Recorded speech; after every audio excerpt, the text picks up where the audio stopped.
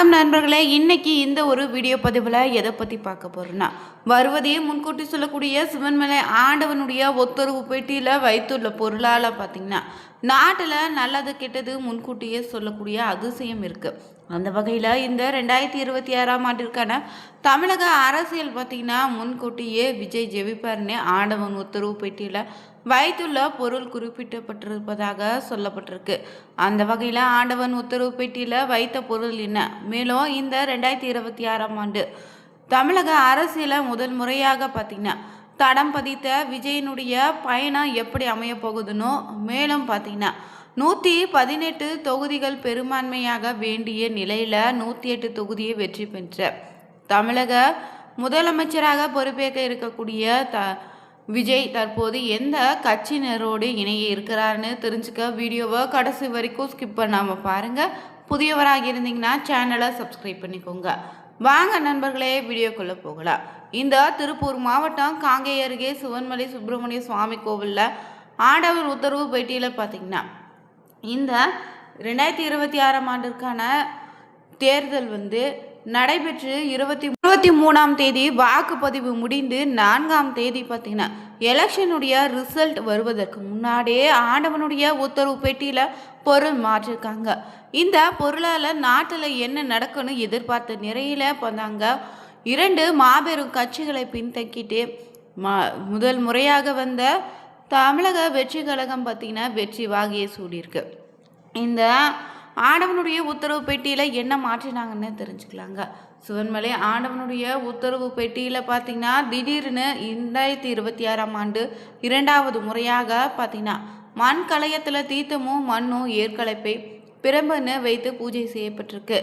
காங்கேயத்துக்கு அடுத்துள்ள இந்த சிவன்மலை சுப்பிரமணிய சுவாமி கோயில் பார்த்திங்கன்னா அருணகிரிநாதரால் பாடல் பெற்ற தலங்க மிகவும் புகழ்பெற்ற தலன்னு சொல்லலாம். இவை உலகத்தில் ஏற்படக்கூடிய முக்கிய நிகழ்வுகளை முன்னதாக உணர்த்தும் விதமாக இங்கே இருக்கக்கூடிய உத்தரவு பொருளை பக்தர்கள் கனவுல தோன்றி இப்படி கனவுல வரக்கூடிய பக்தர்கள் நேராக கோவிலுக்கு சென்று அங்கு தங்களுக்கு வந்த கனவை சொல்வாங்க. அவங்க சொல்வது உண்மையா என்ன தெரிந்து கொள்ள பார்த்திங்கன்னா ஆண்டவனுடைய உத்தரவு பெட்டியில் பொருள் வைத்து பார்த்திங்கன்னா பூ வைத்து கேட்பாங்க. இதில் வெள்ளை பூ வந்தால் ஆண்டவன் உத்தரவு பெட்டியில் இருக்கக்கூடிய பொருளுக்கு சிறப்பு பூஜையும் அலங்காரமும் செய்யப்படும். அந்த வகையில் தற்போது பார்த்திங்கன்னா மண் கலையத்தில் நீரும் ஏற்கலப்பையும் வச்சு பூஜை செய்திருக்காங்க. அதனால் ஏற்கலப்பை வைத்தாலே விவசாயம் உழவு தொழில் சிறப்பாக இருக்குன்னு ஏற்கலப்பை பெட்டிக்குள்ளே வைத்திருப்பதால் வருங்காலங்களில் விவசாயம் சிறப்பாக இருக்கும், இல்லைன்னா விவசாயம் சார்ந்த தொழில்களில் பெரிய மாற்றம் ஏற்படும்னு சொன்னாங்க. அதே போல் மண் கலையத்தில் தீர்த்தம் வச்சாங்க. இது உயிர் வாழ்வதற்கு ஆதாரமாக இருக்கக்கூடிய நீருங்க. மழைப்பொழிவை முன்னறிவிப்பதாக சொல்லப்படுது. நாட்டில் இந்த ஆண்டு பொறுத்தவரை போதிய மழை பெய்ந்து நீர்நிலைகள் நிரம்புன்னு எதிர்பார்க்கலாம். அதே போல் ஊர் ஒற்றுமை குடும்ப நலம் உள்ளிட்டவை சிறப்பாக இருக்குன்னு சொல்லப்பட்டிருக்குங்க. மேலும் இந்த நேரம் பார்த்திங்கன்னா எதிர்பார்த்தபடி விஜயினுடைய அரசியலும் பயணமும் சிறப்பாக தொடங்கியிருக்கு. தமிழகத்தில் மாபெரும் கட்சியாக இருக்கக்கூடிய திமுக அதிமுக கட்சியே தனியாக பார்த்திங்கன்னா 3வது கட்சியாக அரசியல் களத்தில் இறங்கினார் இந்த ஆண்டு விஜயும். தமிழ்நாடு சட்டசபை தேர்தலில் விஜய் கட்சி வெற்றி பெற்றது அவருடைய கட்சியினர் கொண்டாடி மகிழ்ந்து வராங்க. தமிழ்நாடு சட்டமன்ற தேர்தல் முடிவுகள் வெளியான பிறகு அரசியல் களம் கண்ட விஜய் எப்படி ஆட்சி அமைக்க போகிறார், கூட்டணி யாரோடுன்னு கேள்விகள் பெரும் எதிர்பார்ப்பை ஏற்படுத்தியிருக்குங்க. விஜய் தலைமையிலான தமிழக வெற்றி கழகம் தற்போது 108 தொகுதிகள் வெற்றி பெற்று பெரும் கட்சியாக உருவெடுத்த நிலையிலும் பார்த்தீங்கன்னா ஆட்சி அமைக்க தேவையான 118 எம்எல்ஏக்கள் ஆதரவை திரட்டும் முயற்சியில் ஈடுபட்டு வராரு. இன்னும் 10 எம்எல்ஏக்கள் உதவி தேவைப்படக்கூடிய சூழலில் திமுக அதிமுகன்னு பிரதான கட்சிகளை தவிர்த்து வெளியே உள்ள 20 எம்எல்ஏக்களின் நிலைப்பாடு தான் தமிழ்நாட்டின் விஜயின் ஆட்சி அமைக்க முக்கியமாக மாறியிருக்கு. இந்த நிலையில் தமிழக வெற்றி கழகத்துக்கு ஆதரவு திரட்டும் பணியில் தேசிய கட்சியான காங்கிரஸும் மாநில கட்சிகளான விசிக மற்றும் பாமக முக்கிய பங்கு வகிப்பதாக சொல்லப்பட்டது. காங்கிரஸ் 5 இடங்களையும் பாமக 4 இடங்களையும் வென்றுள்ள நிலையில் கம்யூனிஸ்ட் கட்சிகளோடு சேர்ந்து இந்த கட்சி தற்போது பார்த்திங்கன்னா சின்ன கல்லு பெத்த பவர்னு லிஸ்டில் சேர்ந்திருக்கு. இந்த கட்சிகளோடு தாவேகா தரப்பு தீவிர பேச்சுவார்த்தை நடத்தி வருவதாகவும் தகவல் வெளியானுச்சுங்க. விரைவில் இந்த கூட்டணி ஆதரவோடு விஜய் அமைச்சரவை அமைக்கப்படுன்னு அரசியல் வட்டாரங்களும் எதிர்பார்த்திருந்தது நிலையில் பாமக மற்றும் காங்கிரஸ் தரப்புல கிரீன் சிக்னல் வந்திருக்கு. தாவேக ஆதரவளிக்க காங்கிரஸ் கட்சி கிட்டத்தட்ட முடிவெடுத்திருக்கு. தேர்தலுக்கு முன்பே கூட்டணி வாய்ப்பை தவறவிட்ட காங்கிரஸும் தற்போதைய சூழலை தங்களுக்கு சாதகமாக பயன்படுத்தி கொள்ள முன் வந்திருக்கான். தாவேக அரசின் விஜய் தலைமையில் உருவாகக்கூடிய இந்த புதிய அமைச்சரவையில் காங்கிரஸுக்கு ஒரு அமைச்சர் பதவி வழங்கப்பட உள்ளதாகவும் தெரிய வருது. இந்த ஒரு இடத்தை நிரப்ப போகக்கூடிய நபர் யாருன்னு எதிர்பார்ப்பு அதிகரித்திருக்குங்க. தமிழக அரசின் வரலாற்றிலே கடந்த 10 ஆண்டுகளாக நீடித்து வந்த மிக வலுவான கூட்டணி இன்றோடு முடிவுக்கு வந்திருக்கு. திராவிட முன்னேற்ற கழகமும் இந்திய தேசிய காங்கிரஸ் இடையிலான உறவும் அதிகாரப்பூர்வமாக முறிந்துள்ள நிலையில தமிழக அரசியலில் புதிய திருப்பமாக தமிழக வெற்றி கழகத்தோடு காங்கிரஸ் கைகோத்திருக்கு. மேலும் இந்த நிலையில தமிழக அரசியல் களத்தில் 6 சதாப்தங்களாக நிலவி வந்த ஒரு பெரிய இடைவெளி தற்போது முடிவுக்கு வந்திருக்கு. தமிழக வெற்றி கழக தலைவர் விஜய் அமைக்க உள்ள இந்த புதிய அரசில் இந்திய தேர்தல் பார்த்திங்கன்னா இந்திய தேசிய காங்கிரஸ் கட்சிக்கு இடமளிக்க இருக்கு. இதன் மூலம் சுமார் 60 ஆண்டுகளுக்கு பிறகு தமிழகத்தில் மீண்டும் காங்கிரஸ் கட்சி ஆளுக்கட்சி அந்தஸ்தோடு அமைச்சரவையில் அமரப்போகுதுங்க. 1967 ஆண்டுக்கு பிறகு தமிழகத்தில் திராவிட கட்சிகளின் ஆதிக்கம் மேலோங்கிய நிலையில் காங்கிரஸ் கட்சி ஆட்சி கட்டில் இடம் பிடிக்க முடியாமல் இருந்திருக்கு. பெருந்தலைவர் காமராஜரோ பக்வாத் சலாம் ஆகியோர் காலத்திற்கு பிறகு காங்கிரஸ் உறுப்பினர்கள் யாருமே தமிழக அமைச்சரவையில் இடம்பெறவே இல்லைங்க. தற்போது தாவேக காங்கிரஸின் கூட்டணி அமைந்திருப்பதன் மூலம் இந்த நீண்டகால அரசியல் வரலாற்று இடைவெளி முறியடிக்கப்பட உள்ளது.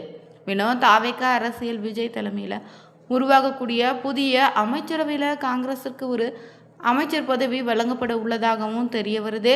இந்த ஒரு இடத்தை நிரப்ப போக்கக்கூடிய நபர் யாருன்னு தெரிஞ்சுக்கலாங்க. காங்கிரஸில் எம்எல்ஏவின் தாரகை கத்பட் தாங்க பெயர் பலமாக அடிபடுது.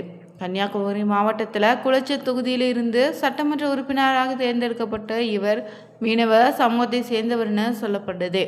கடந்த 1957 to 62 காலகட்டத்தில் காமராஜர் அமைச்சரவையில் முதல் பெண் அமைச்சராக பொறுப்பு வகித்த லூதர் மால் சைமன் அவங்களுடைய அதே மண்ணிலிருந்து வந்தவராக தாரகை கத்பட் இருக்கிறாங்க. 60 ஆண்டுகளுக்கு பிறகு மீண்டும் ஒரு காங்கிரஸ் பெண் பிரதிநிதி அமைச்சரவை இடம்பெற இருக்கு. சமூக நீதி மற்றும் பெண் அதிகாரமளித்தலுக்கான சான்றாக அமையின்னு அரசியல் வட்டாரங்களும் சொல்கிறாங்க. தமிழகத்தில் இளைஞர்கள் புதிய மாற்றத்தை விரும்புவங்க ஆதரவோடு தாவேக பார்த்தீங்கன்னா தற்போது தனிப்பெரும் கட்சியாக உருவெடுத்துள்ள நிலையில் காங்கிரஸின் இந்த 5 சட்டமன்ற உறுப்பினர்களின் ஆதரவு ஆட்சி அமைப்பதில் முக்கிய பங்கு வகிக்க போகுது. அதே போல் மக்களின் தீர்ப்பு மதசார்பற்ற அரசை நோக்கி அமையப்போகுது. அந்த பொறுப்பை உணர்ந்த தாவேகாவும் அரசுக்கு தங்கள் நிபந்தனையோடு கூடிய ஆதரவை வழங்குதுங்க. இது வெறும் ஆதரவு மட்டும் இல்லையா, தமிழகத்தின் நலனுக்காக இரு கட்சிகளும் இணைந்து செயல்படும் ஒரு புதிய தொடக்கம்னு காங்கிரஸ் தலைமையில் சொல்லியிருக்காங்க. ஒரு காலத்தில் பார்த்தீங்கன்னா தமிழகத்தில் ஆட்சி செய்த காங்கிரஸ் கட்சி மீண்டும் அமைச்சரவையில் இடம்பெறுவது அக்கட்சியின் தொண்டர்களிடையே பெரும் உற்சாகத்தை தற்போது ஏற்படுத்தியிருக்கு. குறிப்பாக பெண் அமைச்சராக தாரகை கத்பார் நியமிக்கப்பட்டதால் மீனவ மக்களினுடைய நீண்டகால கோரிக்கை நிறைவேறுன்னு தென் தமிழகத்தின் வளர்ச்சிக்கு வலு சேர்க்கணும் எதிர்பார்க்கப்படுதுங்க.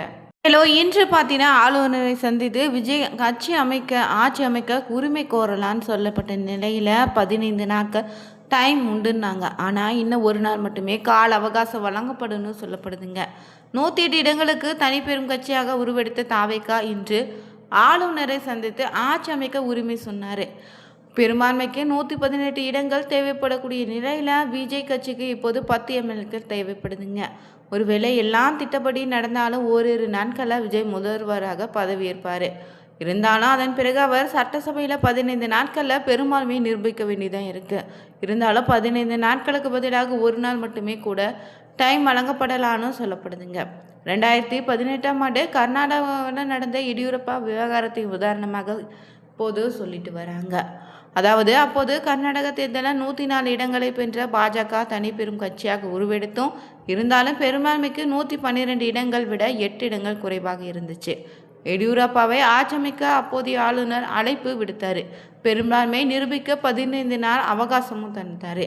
இதனை எதிர்த்து காங்கிரஸ் ஜேடிஎஸ் கூட்டணி அவசர மனு தாக்கல் செய்து அதில் குதிரை பேரம் நடக்க அபாயம் இருப்பதாக சொல்லப்பட்டு இந்த வழக்கை அப்போதைய சுப்ரீம் கோர்ட் நீதிபதி பார்த்தீங்கன்னா தலைமையிலான அமர்வு விசாரித்து அதில் குதிரை தவிர்க்க உடனடியாக பெரும்பான்மை நிரூபிக்க வேண்டும்னு சொல்லி 15 நாள் அவகாசத்தை வெறும் 24 மணி நேரத்தில் குறைத்து உத்தரவிட்டுச்சு. இதனால் பெரும்பான்மைக்கு தேவையான 112 இடங்கள் இல்லாததால் எடியூரப்பா நம்பிக்கை வாக்கெடுப்பு முன்பே உணர்ச்சிகரமாக பேசி தன்னுடைய பதவியை ராஜினாமாவும் செய்திருக்கார்.